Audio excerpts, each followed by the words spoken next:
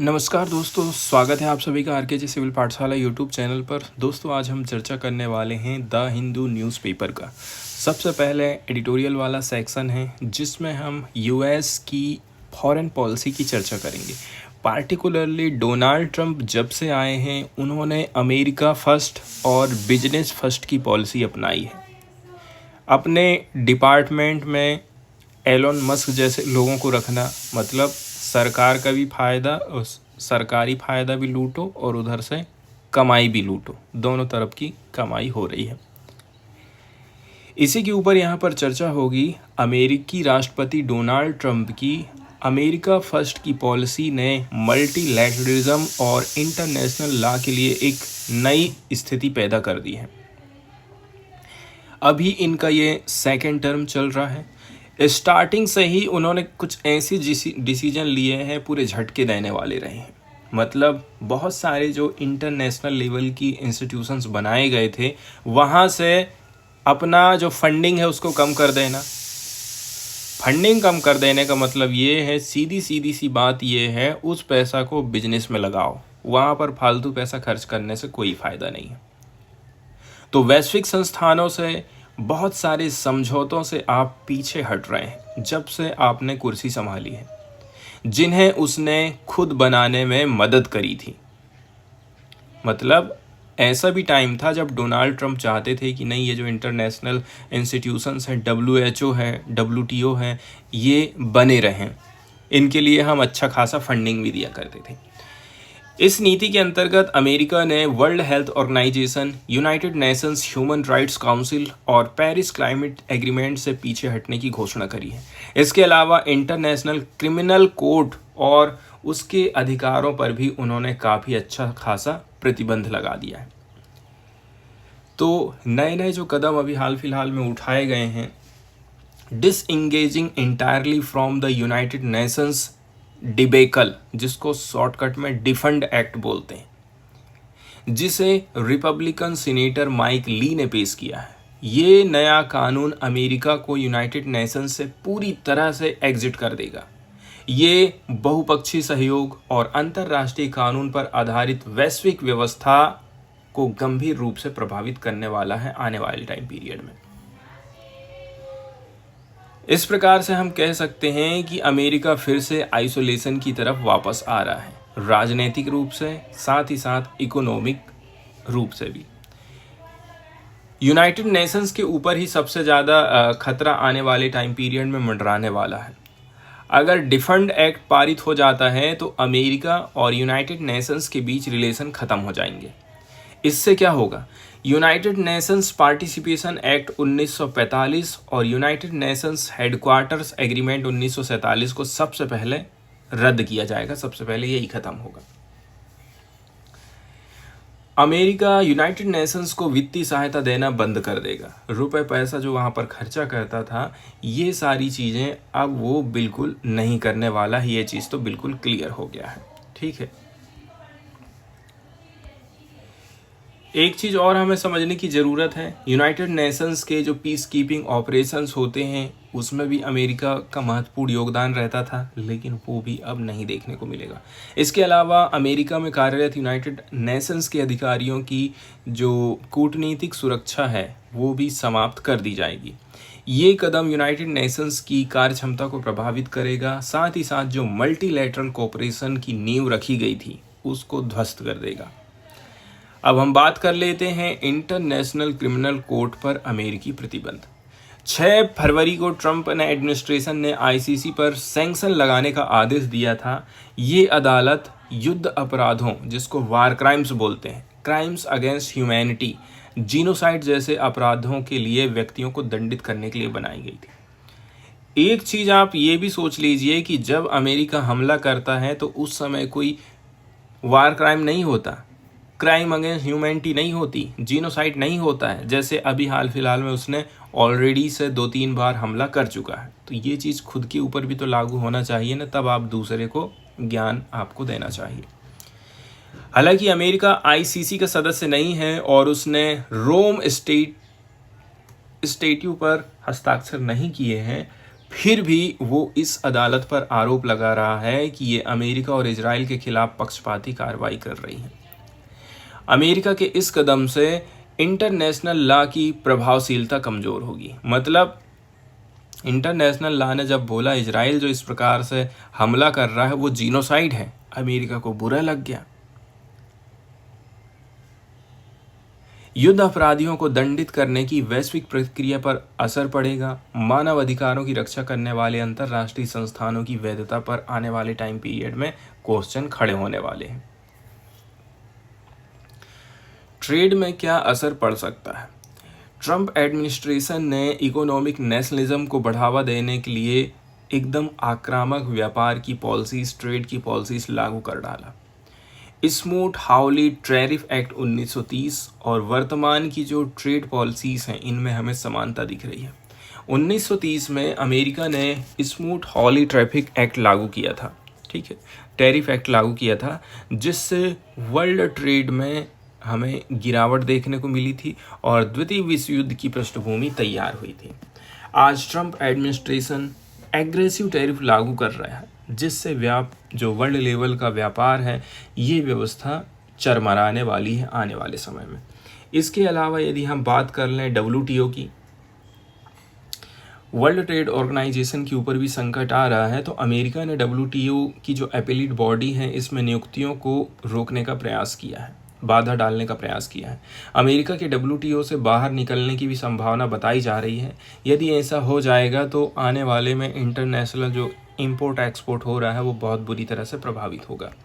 अब international level पर क्या एक्शन एंड रिएक्शन हमको देखने को मिल रहा है, तो देखिए अमेरिका को वैश्विक प्रतिक्रिया मिल सकती है। अन्य देश भी अमेरिका के खिलाफ सैंक्शन लगाएंगे, व्यापारिक साझेदार नए गठजोड़ बना सकते हैं और अमेरिका के बिना ही आर्थिक संबंध मजबूत करेंगे।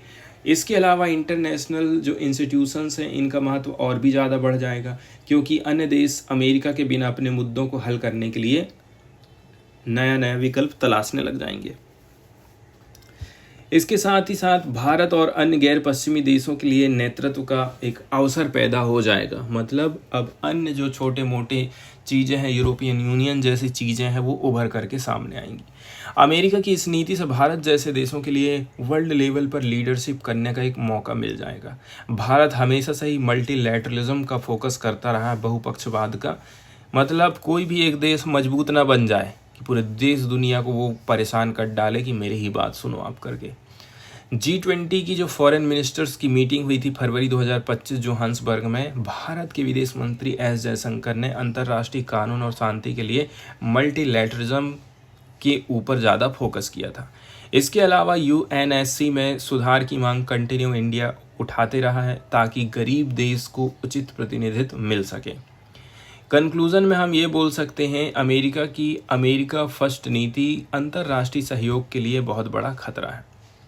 ये United Nations, International Criminal Court, World Trade Organization जैसी संस्थाओं को कमज़ोर कर रही है। इससे वैश्विक व्यापार और स्ट्रेटजिक जो ऑटोनॉमी है वो प्रभावित होगी। ये अमेरिका को बाकी दुनिया से अलग करेगा। हालांकि ये परिदृश्य, ये सीन भारत और अन्य उभरती अर्थव्यवस्थाओं के लिए मौका भी है। भारत अंतर्राष्ट्रीय कानून और बहुपक्षवाद का समर्थन जारी रखकर अपनी वैश्विक स्थिति मजबूत कर सकता है। इस समय भारत और अन्य गैर पश्चिमी देशों के लिए वैश्विक नेतृत्व संभालने का है, तो इस प्रकार से थोड़ा सा हमें सोच विचार करके ही काम करना चाहिए। इस आर्टिकल के माध्यम से हम समझने वाले हैं नवंबर 18, 2024 की घटना को, जहां पर CCI की तरफ से मेटा के ऊपर 213 करोड़ रुपए का जुर्माना लगाया गया था और बिहेवियरल रेमेडीज लागू किए गए, जिसको हम हिंदी में व्यवहारिक सुधार बोलते हैं। इन कानूनों में सबसे महत्वपूर्ण था व्हाट्सएप के यूज़र डाटा को फेसबुक और इंस्टाग्राम जैसी मेटा की अन्य कंपनियों के साथ शेयर करने पर 5 साल का प्रतिबंध लगा दिया जाना।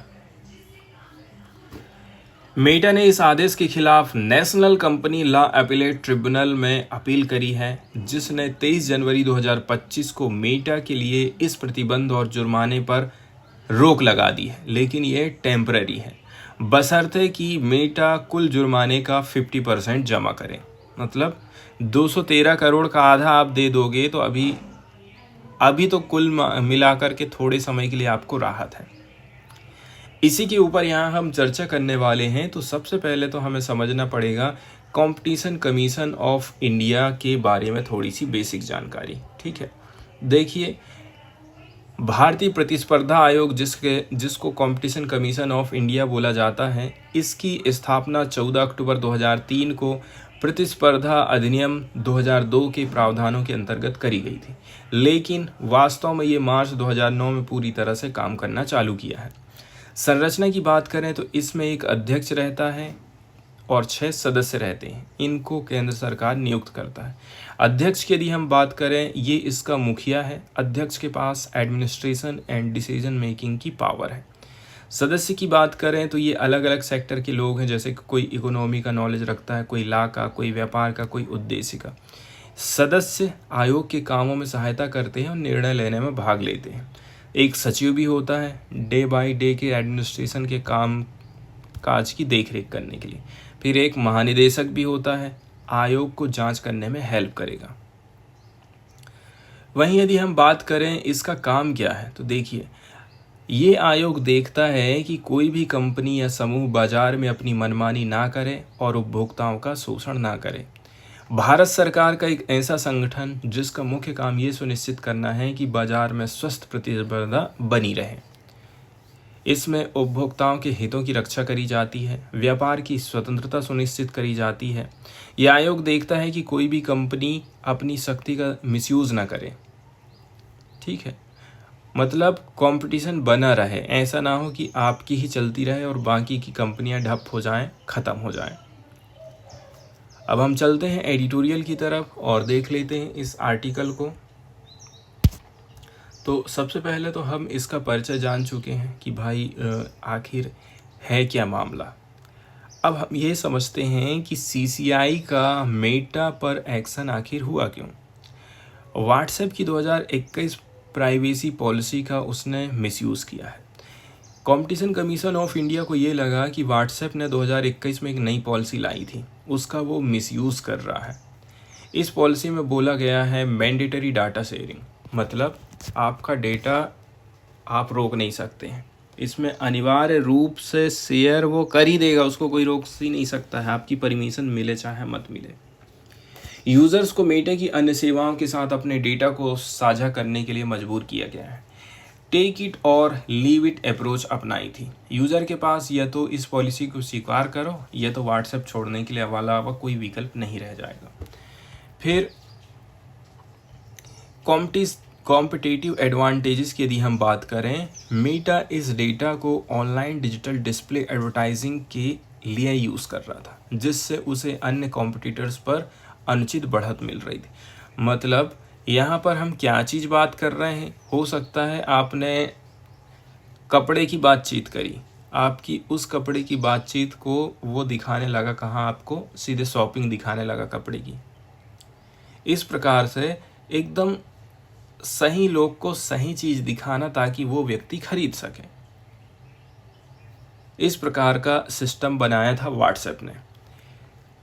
यहाँ हमें डिजिटल इकोनॉमी और डेटा के महत्व को समझने की ज़रूरत है। आज की डिजिटल इकोनॉमी में डेटा न्यू ऑयल है, नया ईंधन है, लेकिन डेटा की उपयोगिता असीमित है।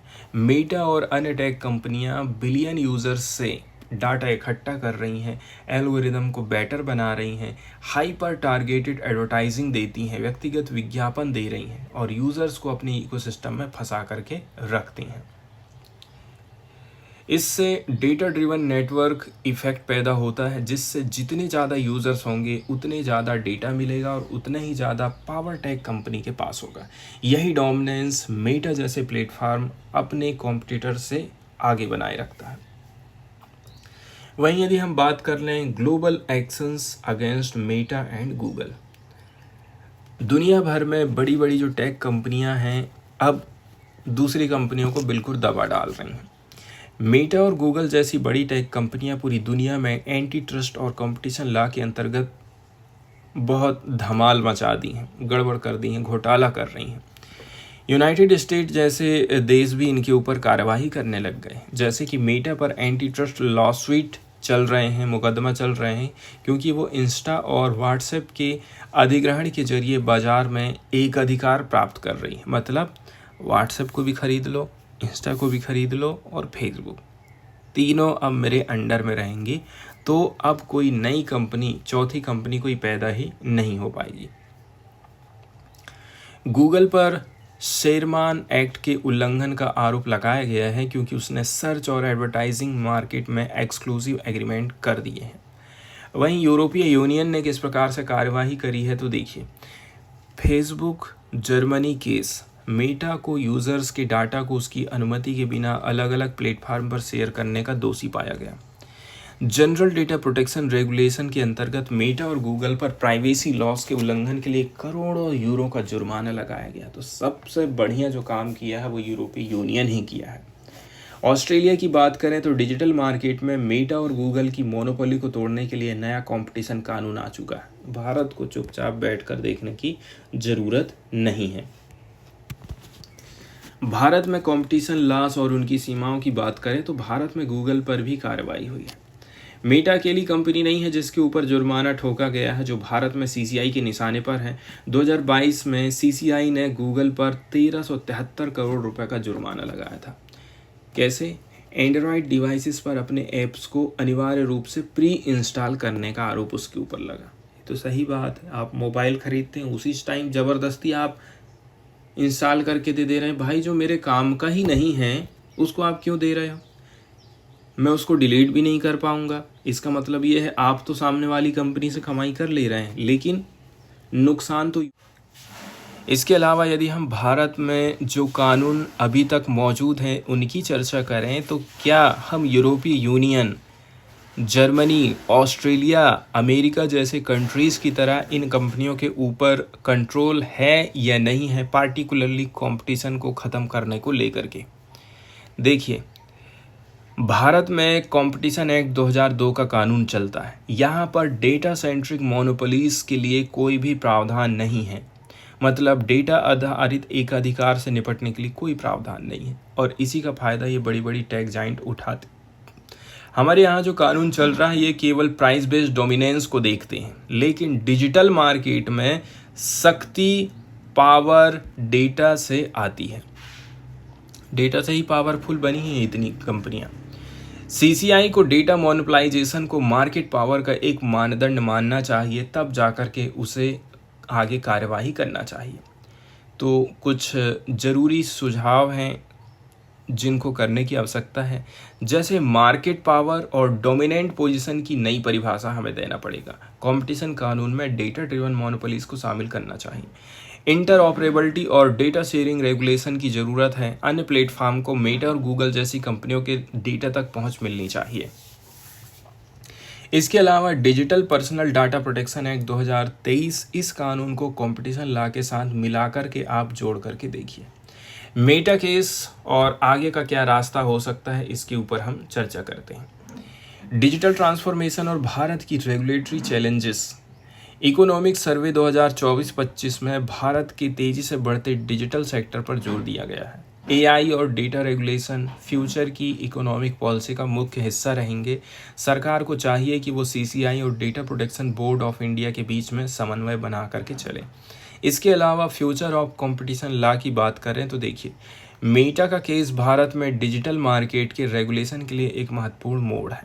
कंपटीशन लॉ को फॉरवर्ड लुकिंग बनाना होगा ताकि बड़ी टेक कंपनियों के तेज़ी से बढ़ते प्रभाव से हम निपट सकें। डिजिटल युग में डेटा सेंट्रिक मोनोपोलीज को तोड़ने के लिए वर्ल्ड की बेस्ट प्रैक्टिसेस को हमें अपनाने की ज़रूरत है।